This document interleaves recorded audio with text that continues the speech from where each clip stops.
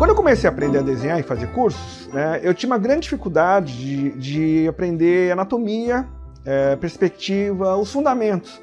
Era muita informação e eu fui percebendo ao longo do tempo, né, com a prática, que a gente vai ficando mais relaxado, né, e mais solto, porque a gente ganha mais segurança. E justamente quando você começa a ficar mais seguro, teu desenho começa a ficar melhor. Né? Então, tanto nessas questões de anatomia e perspectiva, né, elas ficavam duras e não tinha como, né, um desenho ficar fluido, né, no começo do aprendizado. Automaticamente você associa as duas coisas, né? Você tem que estar relaxado, você tem que estar seguro para poder aplicar tudo que você aprende nos fundamentos, né, de maneira dinâmica. Eu queria muito focar nessa parte, né, de entender, né, a fundo essa questão, né, da fluidez e da segurança, que no geral a gente vê muitos relatos, né, individuais, né, de ilustradores e artistas, como eles chegam nisso. No fundo, todo mundo que tem um certo tempo de carreira, ele tem um desenho dele dinâmico fluido. Todo mundo, né, independente, né, qual é o estilo, independente qual é o traço. Basta tempo e técnica. Então o curso que a gente está fazendo aqui é tentar entender as bases disso, né, para tentar colocar isso já no começo, né, já no processo de aprendizado. Não importa se você já está desenhando, né, há 10 anos, 20 anos ou está começando agora. Né. Eu não tinha uma relação muito boa com o meu próprio desenho. A maioria deles eu tinha uma certa rejeição. Perceptivelmente faltava harmonia, faltava delicadeza. Né. Então eu tinha uma relação muito ansiosa, muito envolver no resultado. Sendo que, com esse processo, eu entendi que justamente o processo é o que é mais importante. Quando eu aprendi a desapegar do resultado e focar no processo, eu fiquei mais tranquilo. E quando o desenho ficou mais tranquilo, eu vi que ele começou a ganhar expressividade.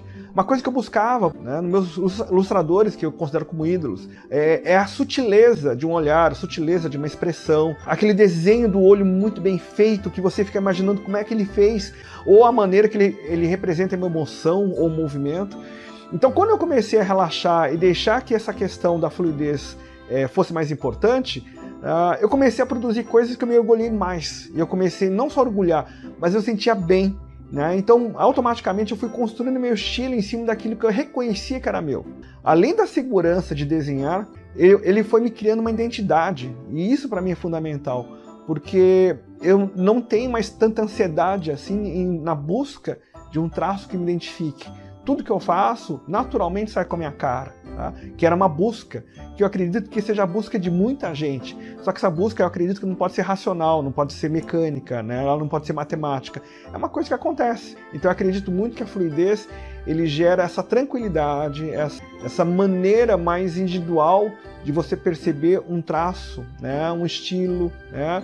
Inclusive, você tem um encontro com você mesmo, ou seja, você começa a perceber qual é a sua emotividade, né? O que te emociona, né? Quais são os elementos de um desenho que te fazem admirar o desenho dos outros, e automaticamente você passa isso para o seu desenho. Né? Isso só a fluidez, a harmonia, o movimento pode fazer. Antigamente, no começo da minha carreira, como todo mundo, eu sempre fui orientado a entregar algo perfeito. Entrega um desenho maravilhoso. E, cara, não existe perfeição. O conceito de perfeição, ele é irreal. Né? Na filosofia oriental, por exemplo, na chinesa, se existir perfeição, ele dura um segundo, porque no segundo seguinte ele já vira imperfeito. A gente é levado a acreditar que a perfeição, né, a técnica, ela é importante, porque a gente só fica vendo referência de pessoas que desenham muito bem. Né? Então, menos que aquilo é inaceitável. O erro começa a virar inaceitável no seu processo.